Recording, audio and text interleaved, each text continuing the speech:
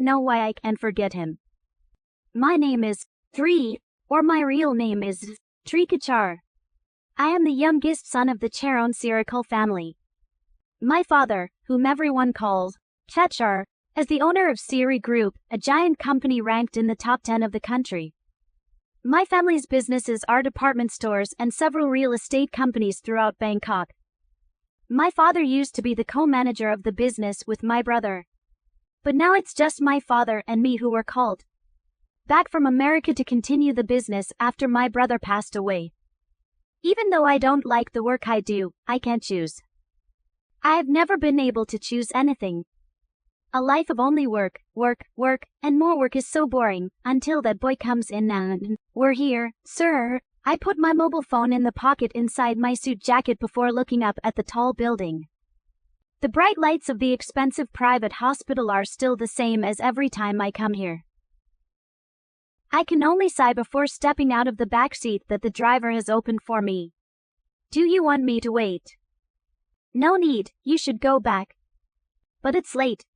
Are you going to stay here?" I nodded, feeling the concern in the eyes of the man who had now become my personal driver. Samm'p was 2 years younger than me. He came to Charon Siri following Uncle Sunday, my father's close friend. Everyone knew that my father trusted Uncle Sunday more than anyone else and extended this trust to me by sending Samm'p to be his right-hand man. But he was true to his name. He was quite a sufferer and a person who kept his feelings to himself. But I understood him well because he was no different from me who had no choice in his life. "Wait, Ness." Samm'p walked around the back of the car and stood in front of me. "Do you need anything? I can go back and get it for you at home." "No, I don't want anything." "Or are you still hung up on that boy? Should I have someone investigate properly?"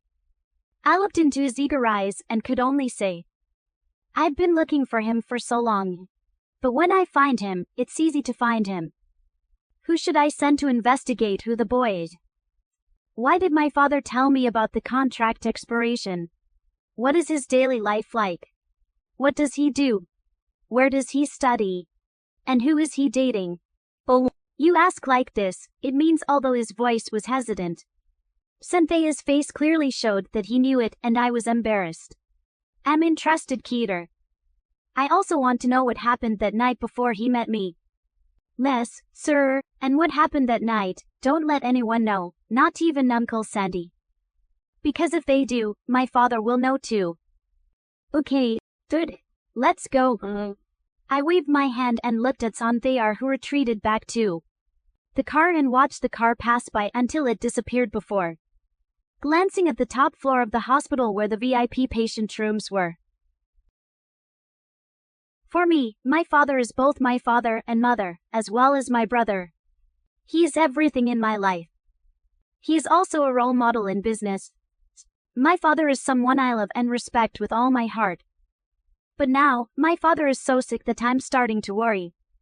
If my older brother name is Ake and my sister name is Ka were still here, I wouldn't have to be responsible for Siri Group and would be able to go out and live my life as I wish. But it's so difficult. I slowly reached out to turn the doorknob, not letting any noise escape from my father to hear because he must have fallen asleep by now. But I was wrong. My father was leaning against the headboard, reading something with a serious face. So I knocked on the door from the inside to signal him and stepped in. My father looked up at me with his eyes filled with compassion as usual. "Why are you here tonight?" "I came to see if you were asleep," I replied, glancing at what I had in my hand. My father closed it and placed it next to the pillow on the patient's bed. "I thought you were here to see if I was dead." "Oh, Dad, don't say that." I was speechless. I knew my father was joking to keep me from thinking too much about life and death, which is a natural thing that all ordinary people have to face. But I sighed in exhaustion after listening before moving a chair to the bedside and sitting down. My father cleared his throat slightly as he stared at me. "My son, that joking, or do you miss me that much?" "Of course I do. I'm worried about Dad too," I replied in a weak voice. Even though my father and I don't have much time to talk because we're both busy. I always try to make time for him as much as I can. What about your daughter? She's with the nanny. Next time, don't come to see me late at night. Go back and take care of Nara. Yes, Dad. I answered briefly, hesitating whether to talk about Keeta or not. But Dad seemed to know what I was thinking. Did you go find Mr. Samm'p for Dad? Yes. Did you see that boy? Dad didn't just ask, he stared at me as if he was waiting for an answer. Do you mean Grandpa's grandson? 19 years old isn't a child anymore. He's still considered very young. I answered Dad with an irritated tone because I was still feeling the heat from talking to him last night. Dad smiled slightly, nodded in acknowledgement, and lowered his eyes. He picked up the stack of documents that were placed by his bedside and held them before handing them to me. Open it and take a look. I took it in confusion, unscrewed the string around the mouth of the envelope, and took out the contents. I found that it was a stack of A4-size documents. What is this, Dad? Try reading it, Dad replied shortly. I flipped through the stack of documents. Sometimes page by page, not understanding. But I felt something was strange. An adoption certificate. Who are you going to adopt? Don't tell me that. Les, it's just as you think. I'm going to adopt Samm'p's nephew into our Siri Group family. Why? I asked back. My expression didn't need to tell me that there was something. I felt strangely anxious. Or does Dad know? As I said, Dad and Samm'p have a contract. But Keeta, why are you with that boy? Dad asked back, his face full of questions. Don't tell me that you're already prejudiced against the kid just from the first time we met.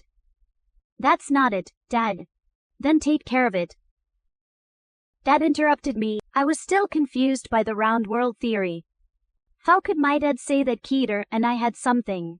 That's impossible. Or does Dad know? No way Dad could have. I knew about my one-night stand with that boy. I trusted the secret enough and thought that my dad probably didn't know about it. But even if he did, I wouldn't care. I just wondered why he would accept that boy into our family. I was so curious that I didn't notice that his face was showing his obsession with the thought until my dad cleared his throat softly. I then adjusted my mood back to normal. Or are you afraid that someone will come to take the treasure that should be yours alone? Oh, Dad, I felt discouraged by my dad's words again. I just wondered why that boy was so important that you had to take him in. Don't tell me where my father left his child. Oh, how could I leave my son at this age? I feel relieved. I breathed heavily until I met my dad's eyes and realized that he was being watched. Are you afraid that someone will take your treasure? Dad should know that it might be difficult later. I know, but I want someone I trust to take care of Nara with you. Then how do you know that boy is trustworthy? I've had people watch his behavior for a while now, until I finally decided because of that boy playing the piano that made Nara calm down. What piano clip? Yes, it's the clip that boy posted on YouTube. You don't know anything. That day, my nephew had a tantrum because you missed her birthday date. But she calmed down because of that boy's piano. It's probably just a coincidence.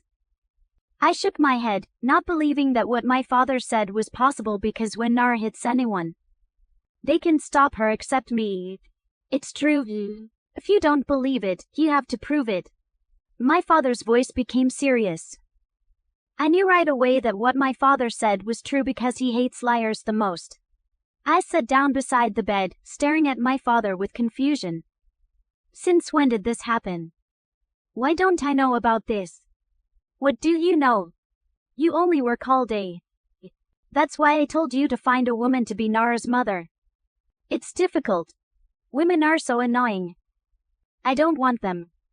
I refused immediately, but when I made eye contact with my father, I knew what to do and quickly said, how about I hire that boy to be Nara's piano teacher?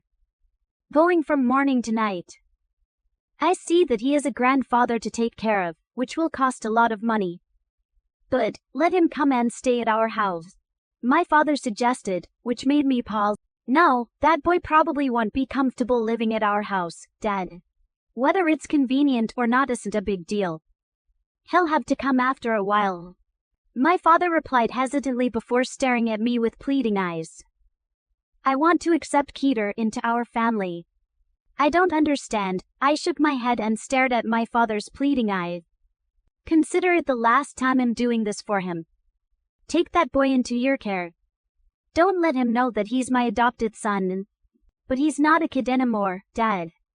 That way you won't suspect anything. I argued. My heart was confused. I imagined the intense moment between us that night, and it made my heart swell. And now he's going to let that boy be under my care. How could I stand it? It might be heaven for me, but it's clearly hell for him. Can I ask the real reason? I bargained, thinking that there must be more to the story, but my father didn't tell me. My dad reached out and patted my hand lightly. I don't even know when I'm going to die. I want you to be more open-minded. Just accepting that boy made you so angry. This isn't normal for you. What's wrong with me? I retorted, wanting to know the real reason. You look flustered, arguing with Dad like you've never done before. Not. You don't know. I'm tired and wants to sleep.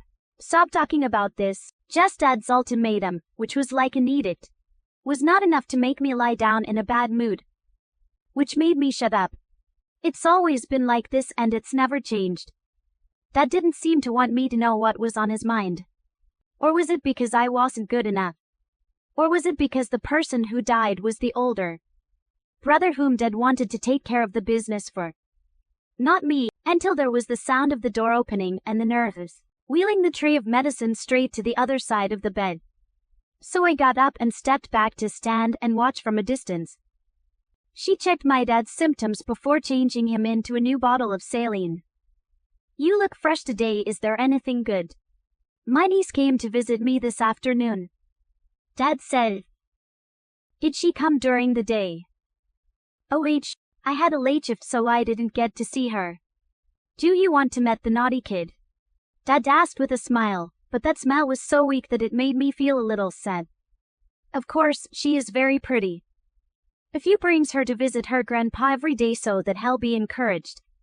The nurse teased me and glanced at me with a cheerful expression. But I knew that behind that smile was a hint of worry. I knew that Dad's condition was very serious. The reason he fought with me was because Dad pretended to be strong.